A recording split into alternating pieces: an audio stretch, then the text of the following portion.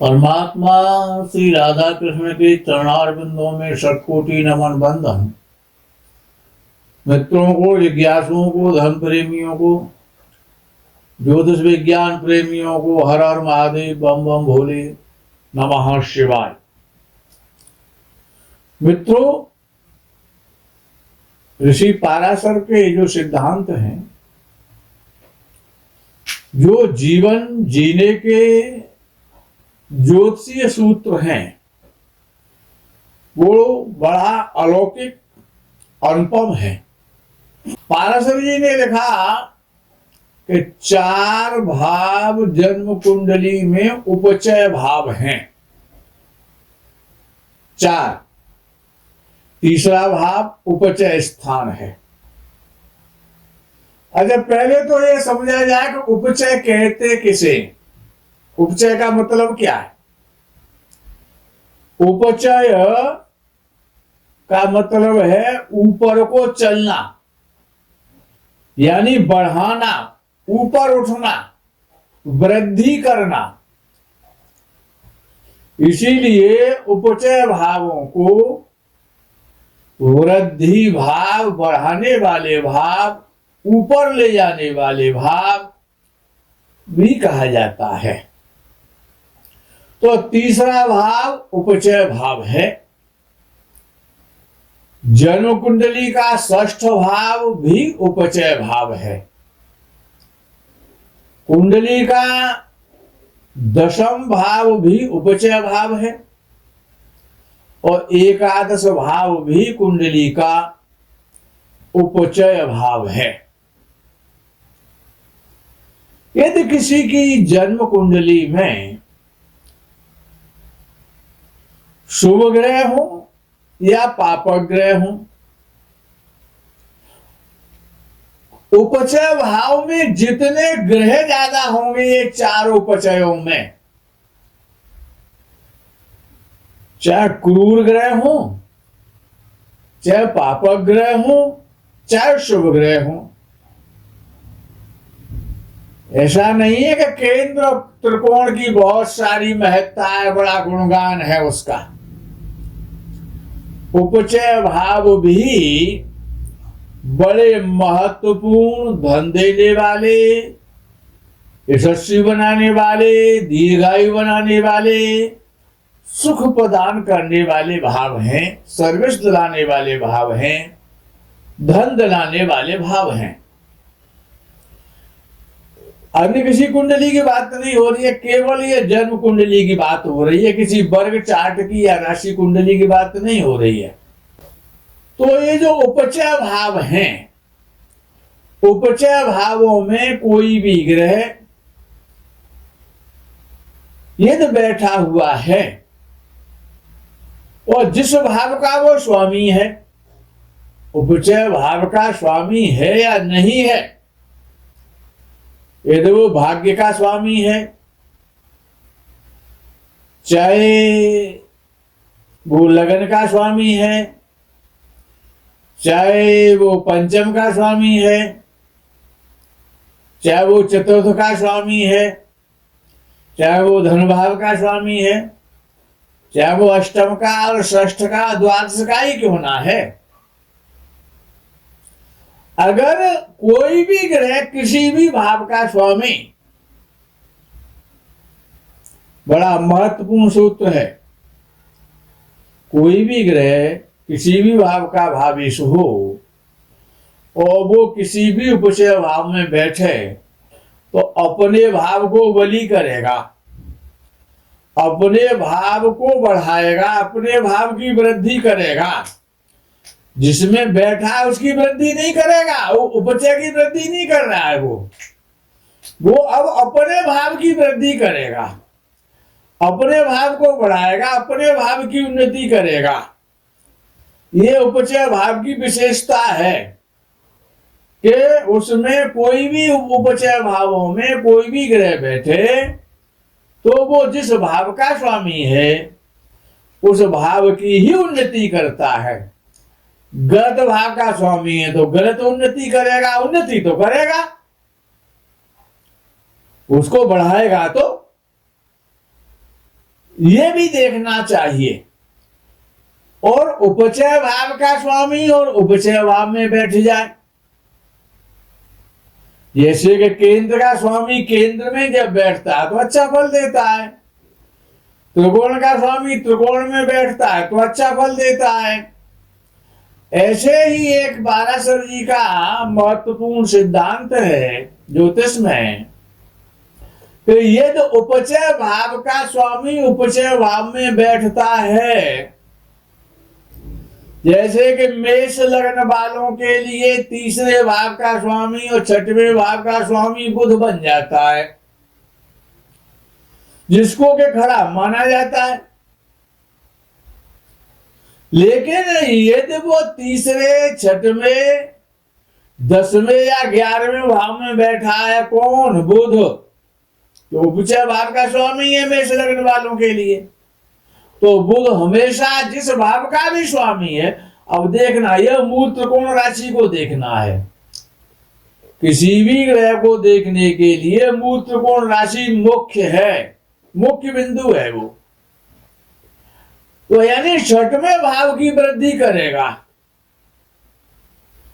छठवें भाव से संबंधित जो फल होते हैं, जैसे व्यायाम करने का शौक है, एक्सरसाइज करने का शौक है, योग करने का शौक है, अटैक करने का शौक है, झगड़ा करने का शौक है, और रोग का भाव भी है, और रोग की वृद्धि करेगा ना। रोग कोई न कोई रोग ऐसे जातक को रहेगा, वो भले व्यायाम क्यों ना करे, शरीर में शक्ति कितनी बनी रहे, लेकिन वो अब उपचय भाव का स्वामी अगर उपचय भाव में बैठेगा, अगर वो दशम में बैठ गया, एकादश में बैठ गया, तो अपने भाव की वृद्धि करेगा ना, तो रोग को बढ़ाएगा और ऋण को भी बढ़ाएगा, दोनों काम करेगा। ऐसा तो नहीं है कि वो नहीं करेगा, उसकी ड्यूटी है, लेकिन अपने भाव के फलों को बढ़ाएगा। अब विषय आता है कि जैसे एक कुंभ लगन या कुंभ राशि, दोनों ये हमेशा ध्यान रखा जाए कि लगन का भी उतना ही फल है जितना राशि का फल है। यदि किसी का कुंभ राशि है तो भी अब ये जो बोला जा रहा है वो उसके लिए है, और ये कुंभ लगन वाला है तो भी उसके लिए और ज्यादा अच्छा ये सिद्धांत है जो मैं अब बताने जा रहा हूं। वो सिद्धांत क्या है कि वो बृहस्पति पर बात करनी है। और बृहस्पति पर कैसे बात की जाए? तो कुंभ लगन वालों के लिए बृहस्पति या कुंभ राशि वालों के लिए बृहस्पति एकादश भाव का स्वामी बन जाता है, कुंभ लगन और कुंभ राशि से। यानी कि एकादश भाव का स्वामी इसलिए कहा जाएगा कि उसकी मूल त्रिकोण राशि है धनु राशि। अब वो धनु राशि का फल करेगा। अब उपचय भाव है एकादश भाव। अब कुंभ राशि वालों के लिए या कुंभ लगन वालों के लिए वो मेष राशि में जाएगा इस वर्ष सन 2022 में। यानी मेष राशि में राहु तो पहले से चल रहा है, कुंभ राशि वालों का बहुत अच्छे फल दे रहा है, अच्छे परिणाम दे रहा है। अब उसमें भी 4 चांद लग जाएंगे जब बृहस्पति मेष राशि में जाएगा कुंभ लगन या कुंभ राशि वालों के लिए, क्योंकि वो उपचय भाव का स्वामी है और उपचय भाव में जाएगा। अब तक जो बैठा था वो भी गलत नहीं था, लेकिन अब वो उपचय भाव में जाने वाला है, तो वो क्या करेगा? बृहस्पति तीसरे भाव में चला जाएगा, लगन से भी, कुंभ लगन से और कुंभ राशि से भी। तो बृहस्पति जब कुंभ राशि वो मेष राशि में जाएगा कुंभ राशि वालों का, तो वो उपचय भाव, क्योंकि तीसरा भाव भी उपचय भाव है और लाभ स्थान भी उपचय भाव है। तो नियम ये है कि जब उपचय भाव का स्वामी उपचय भाव में जाएगा तो लाभ बढ़ाएगा, समस्त प्रकार की इच्छाओं की पूर्ति हो जाएगी, धन आएगा कैसे भी आए, धन आएगा, बहुत सारा धन आएगा। अथाह संपत्ति का मालिक है बृहस्पति। हाँ, लेकिन संयमी आपको बनाएगा। धन तो आएगा लेकिन संयम से आएगा, मेहनत से आएगा। और बृहस्पति बड़े भाई से मिलेगा, समाज से मिलेगा, अपने से बड़े जो मित्र होते हैं उम्र में उनसे प्राप्त होगा धन, बड़े लोगों से धनवान बनेंगे। धन आएगा, बहुत सारा धन आएगा कुंभ राशि कुंभ लग्न वालों के पास। शास्त्रों में धर्म में रुचि कराएगा, ज्ञानी बनाएगा। यदि आप लेखक हैं, लेखन का कार्य करते हैं, राइटर हैं, तो आपका व्यापार बहुत बढ़ाएगा, बहुत व्यापार बढ़ाएगा। राइटर के लिए तो वरदान हो जाएगा बृहस्पति। या जो लोग कवि हैं, कविताएं लिखते हैं, या जो स्टोरी लिखते हैं, उपन्यास लिखते हैं, या बुक्स लिखते हैं, या ज्योतिष का काम करते हैं, या धार्मिक बुक सेलर हैं, इनके लिए बड़ा लाभप्रद है। क्योंकि वो साहित्य तो है लेकिन वो धार्मिक साहित्य है। तो बृहस्पति जब तीसरे भाव में कुंभ राशि कुंभ लग्न वालों का जाने वाला है आगे, तो बहुत धन बनाए देगा, लोकप्रिय बनाएगा, सम्मानित बनाएगा, सम्मान पद देगा। यात्राएं बहुत करनी पड़ेंगी, अच्छी यात्राएं, मंगलमय यात्राएं, शुभ यात्राएं, धन प्रधान यात्राएं आपको करनी पड़ेगी, लंबी यात्रा करनी पड़ेगी। तो यदि आपके भाई हैं और आपसे बड़े हैं तो उनका आपको सहयोग मिलेगा। क्योंकि बृहस्पति बड़े भाइयों का, उम्र में बड़े भाइयों का, पति का, यदि किसी की स्त्री की कुंडली में है तो उसको पति के द्वारा लाभ, पति की उन्नति होगी, ऐसे कहा जाए। पति को मेडल मिलेगा, पति की पदोन्नति होगी, सर्विस नहीं है तो सर्विस मिलेगी। तो बड़ा श्रेष्ठ योग बन रहा है, सुख और आराम। लेकिन हाँ, इतना तो है, जब तक बृहस्पति तीसरे भाव में कुंभ राशि या कुंभ लग्न वालों का चलेगा तब तक धन एकत्रित कराने वाला बना देगा। आप कितने ही अपव्ययी हो लेकिन आपको मितव्ययी बना देगा। बृहस्पति जो आ रहा है कि वो तीसरे भाव में जब बृहस्पति कुंडली में बैठा हो या राशि से लग्न से आया गोचर करता हुआ तो मितव्ययी बना देता है। और विशेषता ये है कि उस 11वें भाव के बृहस्पति की जब तीसरे भाव में जब वो गोचर करेगा तो उसकी दृष्टि लगन से सप्तम भाव पर होगी।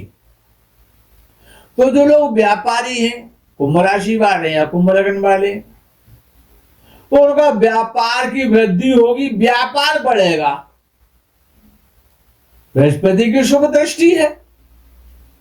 और अच्छा, जिनकी शादियां नहीं हो रही हैं, विशेष रूप से कन्याएं, स्त्रियां, क्योंकि स्त्रियों का कारक पति जो होता है उसका कारक बृहस्पति है, पति का कारक है बृहस्पति।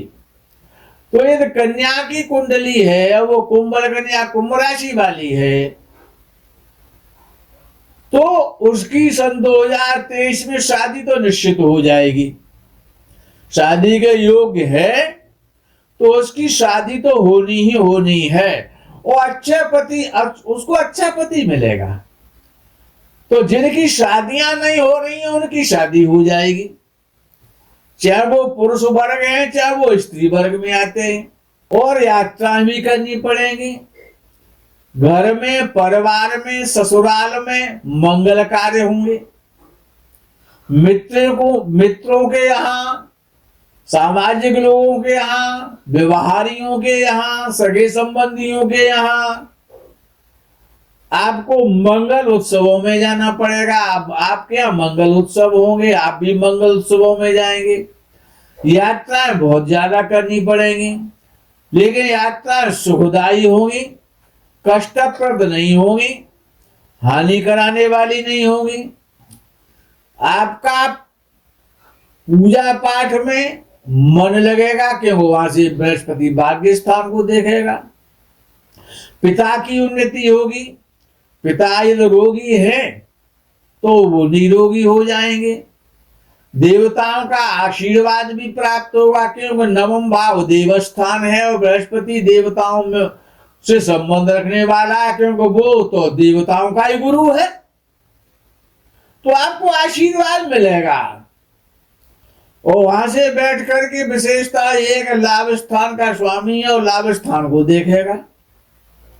ये और बड़ी विशेषता है कि 11वें भाव का स्वामी 11वें भाव से तीसरे भाव में तो उपचय में तो जाएगा, लेकिन उसकी एक विशेषता और होगी कि लाभ स्थान का स्वामी लाभ स्थान को देखेगा तो भूमि का, भवन का, वाहन का, शादी का, स्त्री का, पुत्र का, सबका बढ़िया सुख देगा।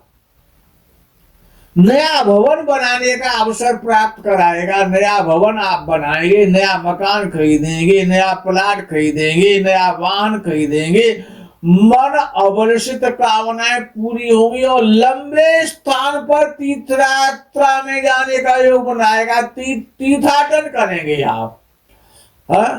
रामेश्वरम है, मीनाक्षी टेम्पल है, कन्याकुमारी है, तिरुपति बालाजी है, तो इस प्रकार के बद्रीनाथ है, केदारनाथ है, महाकालेश्वर है, सोमनाथ है, धार्मिक स्थानों को विशेष रूप से यात्राएं कराएगा क्योंकि बृहस्पति से बड़ा कोई धार्मिक है ही नहीं। बृहस्पति तो धर्म का साक्षात अवतार है। बृहस्पति कोष है, बृहस्पति खजाना, बृहस्पति गोल्ड है। गोल्ड आप खरीदेंगे। अब गोल्ड तो निश्चित खरीदेंगे, चाहे कुंभ राशि वाले चाहे वो कुंभ लग्न वाले। धन इतना आएगा, समस्त प्रकार की इच्छा पूर्ति करेंगी, पद प्रतिष्ठा मिलेगी, सम्मान मिलेगा।